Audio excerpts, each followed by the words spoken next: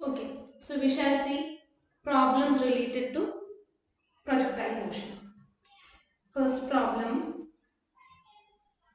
a shell fired from a cannon has a muzzle speed. The speed as it leaves the barrel, that is initial speed, muzzle speed of 320 feet per second. 320 feet per second. അപ്പോൾ നമുക്ക് initial speed എന്ന് പറയുന്നത് V0 എന്ന് പറഞ്ഞാൽ 320 feet per second എന്ന് തന്നിട്ടുണ്ട്. Okay. Then പിന്നെ തന്നിട്ടുള്ളത് the barrel makes an angle of 30 degree with the horizontal. That is angle of elevation ആണ് നമുക്ക് horizontal ലൈനുമായിട്ട് ഉണ്ടാക്കുന്ന ആംഗിൾ തന്നിട്ടുള്ളത് angle alpha is equal to 30 degree ആണെന്ന് തന്നിട്ടുണ്ട്. Okay. Then and for simplicity the barrel opening is assumed to be at ground level. അപ്പോൾ ground level എന്ന് പറഞ്ഞു കഴിഞ്ഞാൽ അവിടെ ഹൈറ്റ് ഒന്നും ഇല്ല. h എന്ന് പറഞ്ഞ ഹൈറ്റ് എന്തായിരുന്നു ഗ്രൗണ്ട് ലെവലിൽ നിന്ന് എത്ര മുകളിലേക്ക് വരുന്നതായിരുന്നോ അതായിരുന്നു ഹൈറ്റ്.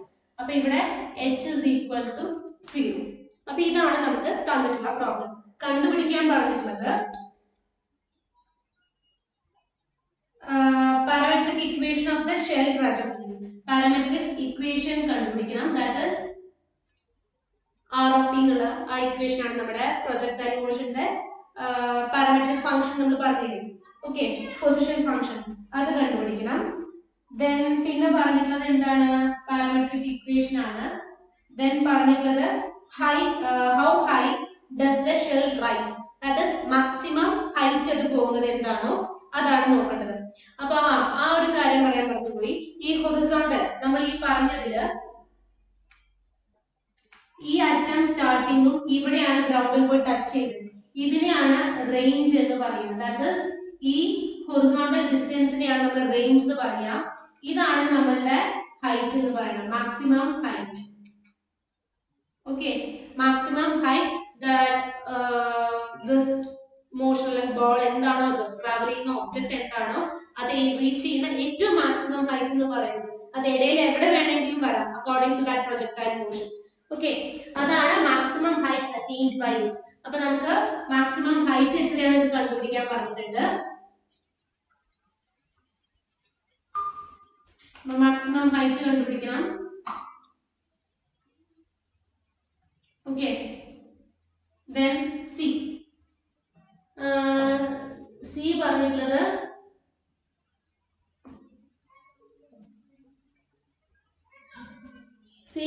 എന്താ, how far does the shell travel horizontally, that is range കണ്ടുപിടിക്കാൻ പറഞ്ഞിട്ടുണ്ട്. range എന്ന് പറഞ്ഞാൽ ഈ horizontal distance എത്ര പോയിന്റ് ഇട്ട് വരുന്നത്.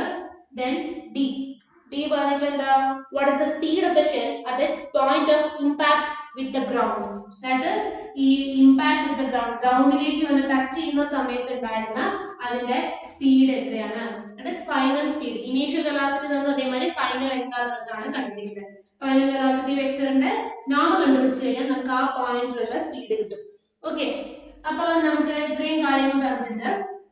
ആർ ഓഫ് ടി കണ്ടുപിടിക്കണം. ആദ്യം പാരാമെട്രിക് ഇക്വേഷനിലേ പറഞ്ഞിട്ടുള്ളത്. അപ്പോ ആർ ഓഫ് ടി എന്ന് പറയുന്നത് നമ്മൾ ഈ കാര്യങ്ങളൊക്കെ പറഞ്ഞു, ഇതൊക്കെയാണ് നമുക്ക് വേറെ എക്സ്ട്രാ തന്നിട്ടില്ല, ഹൈറ്റും എല്ലാം തന്നു. അപ്പൊ നമുക്ക് first one r of t എന്ന് പറഞ്ഞു കഴിഞ്ഞാൽ നമുക്ക് തൊട്ട് മുൻപ് പ്രൊജക്ടൈൽ മോഷനിൽ നമ്മൾ എന്താ പറഞ്ഞ അതിന്റെ ഫോം എങ്ങനെയാണ് പറയാൻ പറ്റുമോ? V0 cos alpha into Ti plus H plus V0 sin alpha into T plus T plus minus minus G T square by 2 J. ഇതായിരുന്നില്ലേ? Okay, അപ്പൊ നമുക്ക് ഇനി സബ്സ്റ്റിറ്റ്യൂട്ട് ചെയ്യാം. B0 എന്ന് പറയുന്നത് 320 ആണെന്ന് പറഞ്ഞിട്ടുണ്ട്. again one more thing, നമ്മുടെ gravity, acceleration due to gravity, g യുടെ വാല്യൂ എന്താണെന്ന് അറിയോ? g 9.8 മീറ്റർ പെർ സെക്കൻഡ് അല്ലെങ്കിൽ 32 feet per second. 32 feet per second അല്ലെങ്കിൽ 9.8 മീറ്റർ പെർ സെക്കൻഡ് എന്നുള്ള കാര്യം നിങ്ങൾക്ക് ഓൾറെഡി അറിയുന്നുണ്ടാവും. അപ്പോൾ നമ്മുടെ problem in terms of feet ആണെങ്കിൽ നമ്മൾ g in terms of feet എടുക്കണം. അല്ല പ്രോബ്ലം മീറ്റർ പെർ സെക്കൻഡിലാണെങ്കിൽ നമ്മൾ 9.8 മീറ്റർ പെർ സെക്കൻഡ് ആയിരിക്കണം ജിയുടെ വാല്യൂ. അത് നമ്മൾ തന്നിട്ടുള്ള പ്രോബ്ലത്തിനനുസരിച്ച് ചെയ്യാം. ഓക്കെ, അപ്പൊ നമ്മൾ ഇവിടെ സബ്സ്റ്റിറ്റ്യൂട്ട് ചെയ്യുമ്പോൾ എന്ത് വരും? വി നോട്ട് എന്ന് പറഞ്ഞു കഴിഞ്ഞാൽ 320 ഇൻറ്റു കോസ് ആൽഫ എന്ന് പറഞ്ഞു കഴിഞ്ഞാൽ 30. So cos 30 into t. T എന്ന് പറഞ്ഞു കഴിഞ്ഞാൽ എന്താ പറഞ്ഞത്? നമുക്ക് ടൈം തന്നില്ല, നമുക്ക് പാരാമെട്രിക് ഇക്വേഷൻ ആണ്. സോ ടി ടി ആയിട്ട് നിർത്താം. പ്ലസ് ഹൈറ്റ് h 0 ആണെന്ന് പറഞ്ഞിട്ടുണ്ട്. വി നോട്ട് എന്ന് പറഞ്ഞു കഴിഞ്ഞാൽ again 320 sin 30 into t minus g square. G എന്ന് പറഞ്ഞു കഴിഞ്ഞാൽ 32 ഫീറ്റ് ആയിട്ട് നമ്മൾ എടുക്കുന്നത് into t square by 2 into j. അപ്പൊ എങ്ങനെ വരും? 320 ഇൻറ്റു കോസ് 30 എത്രയാണ്? √3/2 ഇൻറ്റു ടി ഐ പ്ലസ് 320. ഇവിടെ എന്താ വരിക? സൈൻ 30 1/2 ആണോ? എന്താ വരിക? അത് 1/√2 √3/2 എന്താ വരേണ്ടത്? Sine 30 1/2 t minus 32 divide by 2 ചെയ്യണം. അപ്പൊ എത്ര വരും? 16 t square j. So this is equal to, ഇത് ഏത് ഫോമിലേക്ക് വരും? നമുക്ക് മൾട്ടിപ്ലൈ ചെയ്ത് കഴിഞ്ഞാൽ ഡിവൈഡ് ചെയ്ത് കഴിഞ്ഞാൽ 160√2 T I plus 160√2 T minus 16 t square into G. ഈ ഫോമിലേക്കാണ് നിങ്ങൾക്ക് ഐയും ജെയും കിട്ടുന്നത്. ഓക്കെ, √2 അല്ല √3 ആയിരിക്കും അല്ലേ? ഓക്കെ, √3 എന്നുള്ള ഫോമിലേക്ക് വന്നു. ഇനിയിപ്പോ എന്താ ചെയ്യാം? അപ്പൊ ഈ ഫോമിലാണെന്ന് കിട്ടി. അപ്പൊ അതാണ് പാരാമെട്രിക് ഇക്വേഷൻ എന്ന് പറയുന്നത്. ഇനി എന്താ? മാക്സിമം ഹൈറ്റ് നമ്മൾ കണ്ടുപിടിക്കാൻ പറയുന്നത്. Maximum height. അപ്പോ മാക്സിമം ഹൈറ്റ് എന്ന് പറഞ്ഞു കഴിഞ്ഞാൽ നമുക്ക് ഓൾറെഡി അറിയില്ല എത്രത്തോളം, അത് ഏത് പോയിന്റിലാണ് അത് നമ്മൾ ആദ്യം കണ്ടുപിടിക്കണം. ആദ്യം ടൈം കിട്ടണം. മാക്സിമം ഹൈറ്റ് എന്ന് പറഞ്ഞു കഴിഞ്ഞാൽ അത് ട്രാവൽ ചെയ്തിട്ടുള്ളതാണ് ഏറ്റവും പറഞ്ഞത്. അപ്പൊ y ഓഫ് ടി ആണ് ആ പോയിന്റിലുള്ള വൈയുടെ വാല്യൂ നമുക്ക് വേണ്ടത്. പക്ഷെ അതിന് ടി വേണ്ടേ? ടി കണ്ടുപിടിച്ചാലേ പറ്റുള്ളൂ ഇത്. അപ്പൊ അതിന് എന്ത് ചെയ്യാം? നമുക്കറിയാം വെലോസിറ്റി എന്ന് പറഞ്ഞു കഴിഞ്ഞാൽ നമ്മുടെ പൊസിഷൻ വെക്ടറിന്റെ ഡെറിവേറ്റീവ് ആണ്. ദാറ്റ് ഈസ് ഏതോ ഒരു പോയിന്റിൽ എത്തിയപ്പോഴാണ് ഒരു മാക്സിമം വന്നത്. അത് കഴിഞ്ഞ് അത് പിന്നെയും എന്തായിട്ട് വന്നു? താഴേക്ക് തന്നെ തിരിച്ചു പോയിട്ടുണ്ട് അല്ലേ? ഓക്കെ, അപ്പോ ഇവിടെ നമുക്ക് എന്ത് പറയാം? ഇതാണ് ആ പൊസിഷൻ വെക്ടർ. ഒരു പോയിന്റിൽ എത്തിയപ്പോഴാണ് ഇത് വന്നത്. വെലോസിറ്റി ഒരു മിനിറ്റ്. അപ്പൊ ഈ പോയിന്റിലേക്ക് വരുമ്പോൾ ഇത് നമുക്ക് എന്താണെന്ന് അറിയാം? xi ആണെന്ന് അറിയാം. ഇത് എന്താണെന്ന് അറിയാം? yj ആണെന്ന് അറിയാം. അപ്പോ x എന്ന് പറഞ്ഞു കഴിഞ്ഞാൽ എന്താണ്? 160√3 t.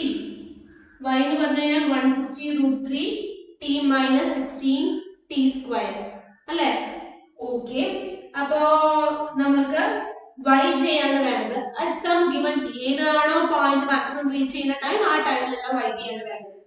അപ്പൊ അതിന് വേണ്ടിയിട്ട് നിങ്ങൾ തന്നിട്ടുള്ള ഒരു ഫംഗ്ഷന്റെ മാക്സിമം വാല്യൂ, ഏതൊരു ഫംഗ്ഷൻ ആണെങ്കിലും നിങ്ങൾ ടിയുടെ വാല്യൂസ് മാറ്റി മാറ്റി കൊടുക്കുന്തോറും ആ ഫംഗ്ഷന് ഒരു മാക്സിമം വാല്യൂ കിട്ടും, ഒരു മിനിമം വാല്യൂ കിട്ടും.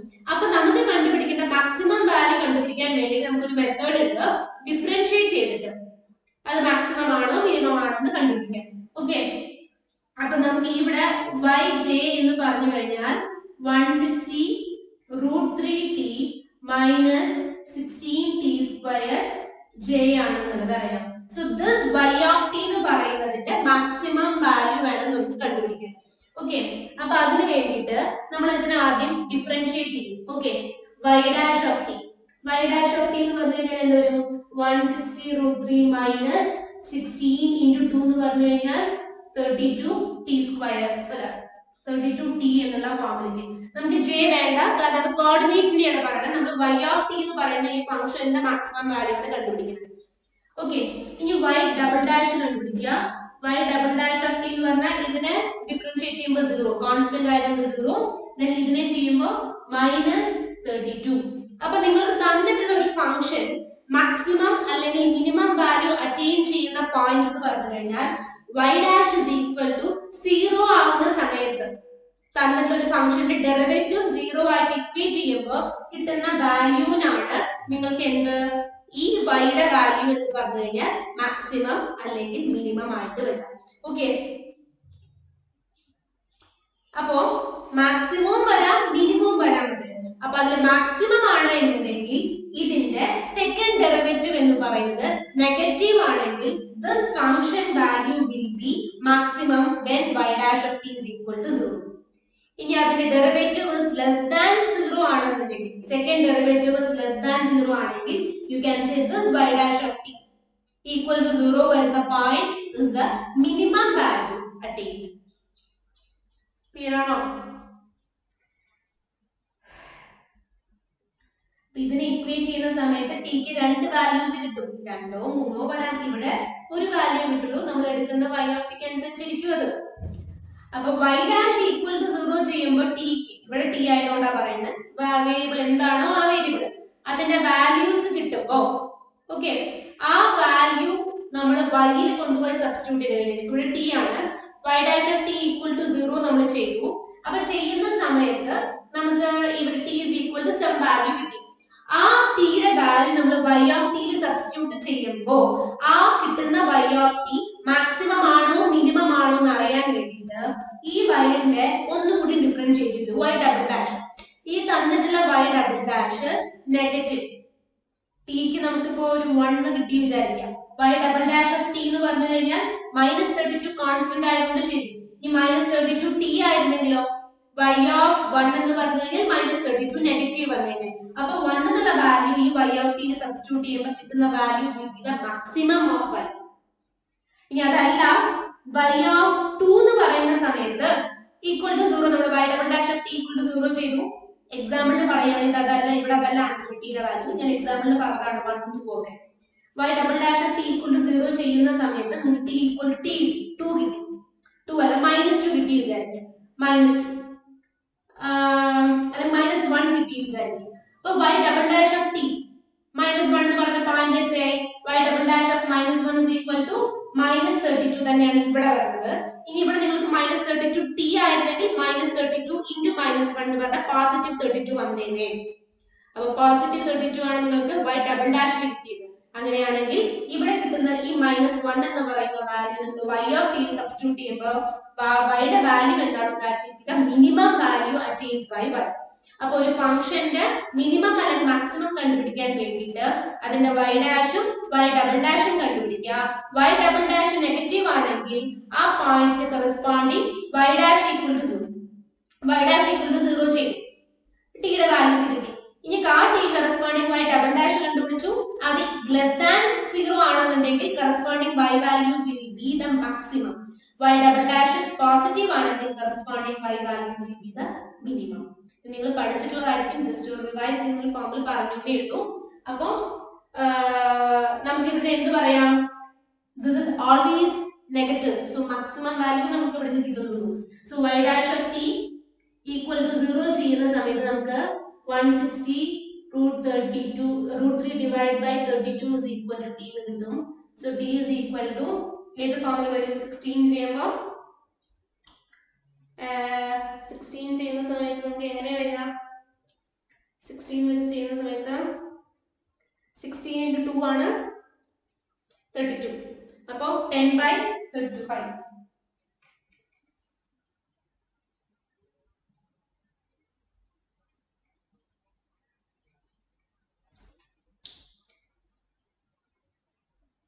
5√3 t എന്നുള്ള ഫോമിലേക്ക് അല്ല 5√3 ആണ് നമുക്ക് t യുടെ വാല്യൂ ആയിട്ട് കിട്ടുന്നത് 5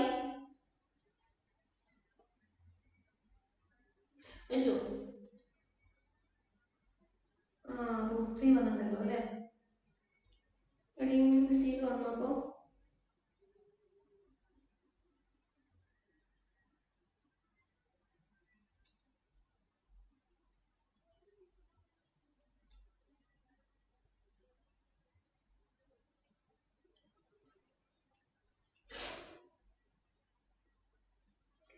ഓക്കെ ഇവിടെ തെറ്റി, ഇവിടെ √3 വരുന്നില്ല, ഇവിടെ എന്റെ വാല്യൂ തെറ്റിപ്പോയി. 320 ഡിവൈഡ് ബൈ 2 എന്ന് പറഞ്ഞാൽ 160 വരുന്നു. സോറി, അപ്പൊ നമ്മൾ അവിടെ തെറ്റിയതുകൊണ്ടാണ്. അപ്പൊ ഇവിടെ നമുക്ക് √3 എന്ന് പറയുന്ന വാല്യൂ വരുന്നില്ല, ഇവിടെയും √3 വരില്ല, ഇവിടെയും √3 വരില്ല. So this will be 5. Okay. So this is equal to 5. T is equal to 5 എന്ന് കിട്ടി. അപ്പോൾ t is equal to 5 എന്ന് പറയുന്നത് y double dash always negative ആണ്. സോ ഈ t വാല്യൂ നമ്മൾ y of t സബ്സ്റ്റിറ്റ്യൂട്ട് ചെയ്ത് കഴിഞ്ഞാൽ കിട്ടുന്ന value will be the maximum value. Okay, അപ്പോൾ maximum value നമുക്ക് ഇവിടെ എന്തായിട്ടാണ് വരുന്നത്?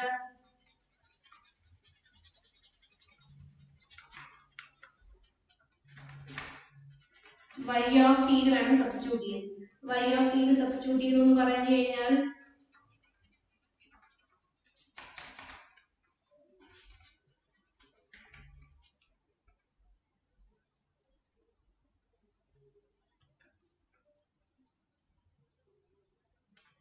y of t ന് സബ്സ്റ്റിറ്റ്യൂട്ട് ചെയ്യണമെന്ന് പറഞ്ഞു കഴിഞ്ഞാൽ എങ്ങനെ വരും? 160 into 3. 160t minus 16t square ആണ് y of t. So 160 into 3 minus 16 into 9. ഈ ഫോമിലേക്ക് വരും. ആൻഡ് നിങ്ങൾക്ക് സിംപ്ലിഫൈ ചെയ്ത് കഴിഞ്ഞാൽ കിട്ടുന്നത് 400. ഓ സോറി, 5 അല്ല, ഞാൻ 3 സബ്സ്റ്റിറ്റ്യൂട്ട് ചെയ്യണം. അഗൈൻ തെറ്റി, t ആണ് സബ്സ്റ്റിറ്റ്യൂട്ട് ചെയ്യേണ്ടത്. അപ്പോൾ 160 into 5 minus 16 into 5 square, that is 160.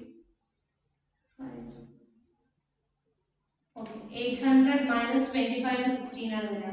അപ്പോൾ അത് 400 വരും. This is equal to 400 feet.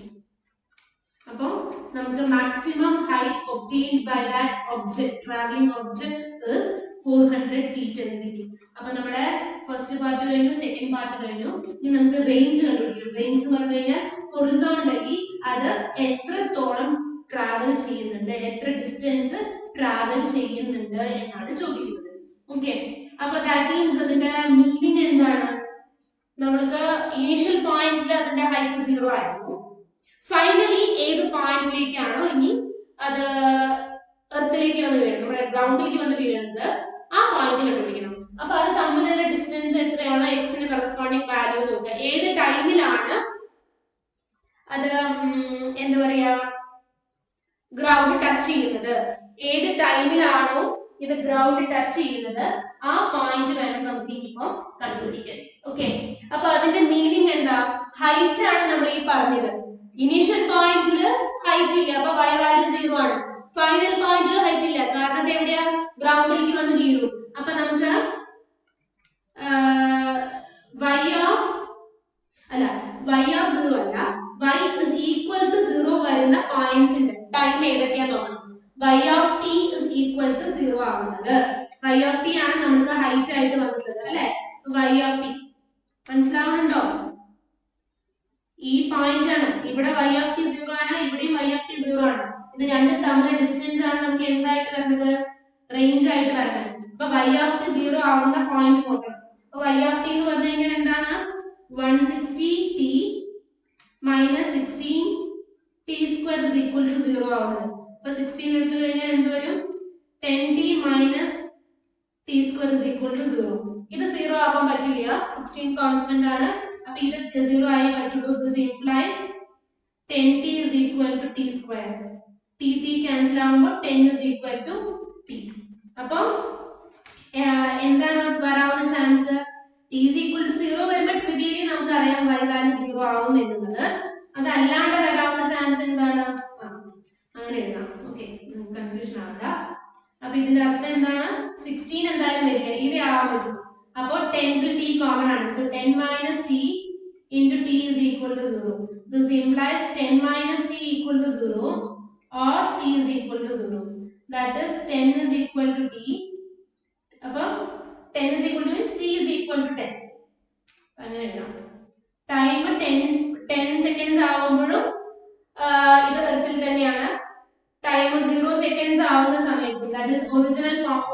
Initial പോയിന്റിലും അത് ഗ്രൗണ്ടിൽ തന്നെയാണ്. അപ്പൊ നമുക്ക് കണ്ടുപിടിക്കേണ്ടത് എന്താണ് ഇപ്പോ കറസ്പോണ്ടിംഗ്ലി 10 സെക്കൻഡ്സ് കഴിയുന്ന സമയത്ത് ഇത് തമ്മിലുള്ള ഡിസ്റ്റൻസ് എന്ത് വരുന്നു എന്നുള്ളതാണ്. അപ്പൊ നമുക്ക് ഇതെന്ന് പറഞ്ഞു കഴിഞ്ഞാൽ എക്സ് ഓഫ് ടി ആണ് നമുക്ക് ഈ വാല്യൂ തരുന്നത്.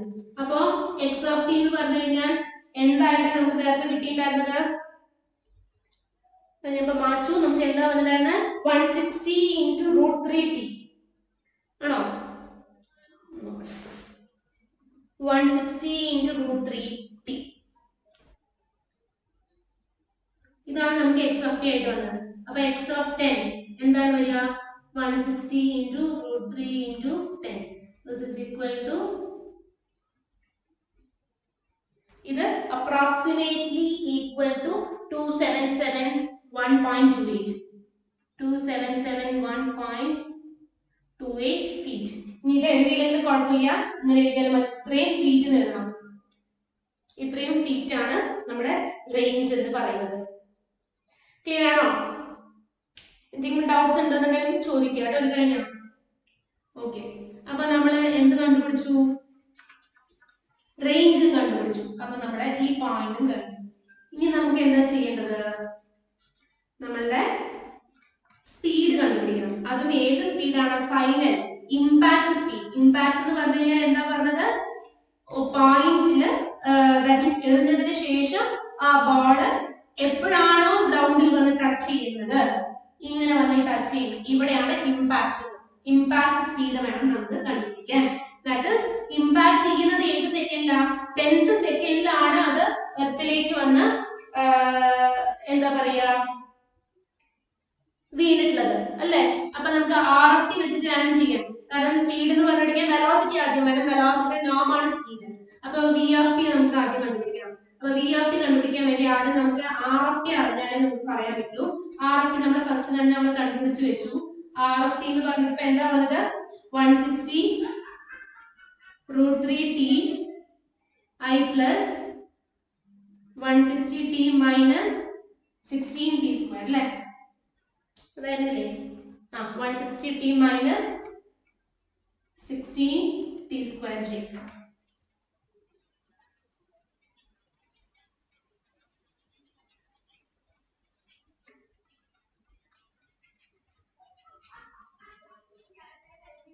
ഓക്കെ. അപ്പൊ ഇതാണ് നമുക്ക് കണ്ടുപിടിക്കേണ്ടത്. നമുക്ക് കറസ്പോണ്ടിങ് വെലോസിറ്റി വെക്ടർ കണ്ടുപിടിക്കാം. v of t is equal to കാണുന്നുണ്ടോ? v of t is equal to എന്ത് വരും?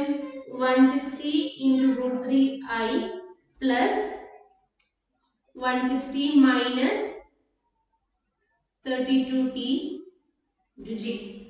ഇതാണ് വെലോസിറ്റി വെക്ടർ. ഇനി നമുക്ക് എന്ത് വേണം? Correspondingly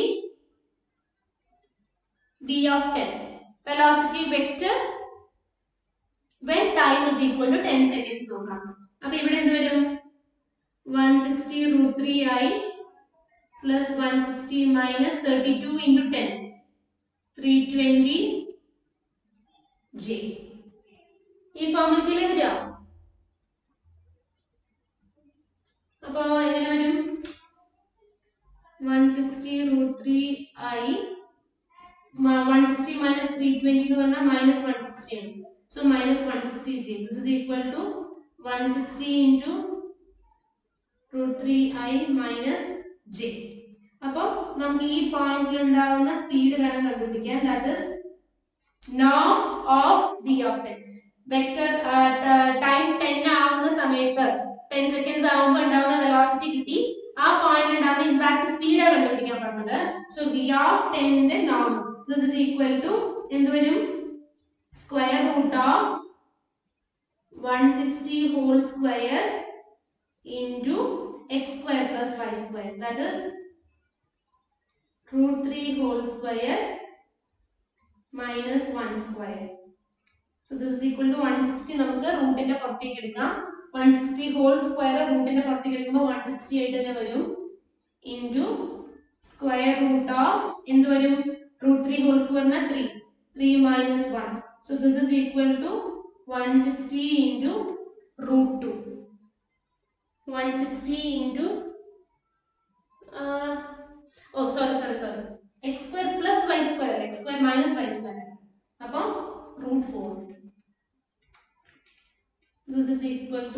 160 into 2. This is equal to 320. 320 എന്താ വരിക? എങ്ങനെയാണ്? മീറ്റർ പെർ സെക്കൻഡ് സ്ക്വയർ ആണോ ഫീറ്റ് പെർ സെക്കൻഡ് സ്ക്വയർ ആണോ? ഇവിടെ ഫീറ്റ് പെർ സെക്കൻഡ് സ്ക്വയർ ആണ് വരിക. കാരണം നമ്മൾ ഫീറ്റിന്റെ ഫോമിലേക്കാണ് നമുക്ക് തന്നിട്ടുള്ളത്. ഓക്കെ, അപ്പോൾ 320 feet per second square acceleration സ്പീഡാണ്. 320 ഫീറ്റ് പെർ സെക്കൻഡ്. ഓക്കെ, അപ്പൊ ഇതാണ് നമ്മുടെ ഇമ്പാക്ട് സ്പീഡ് എന്ന് പറയുന്നത്. ക്ലിയർ ആണോ? Okay, thank U.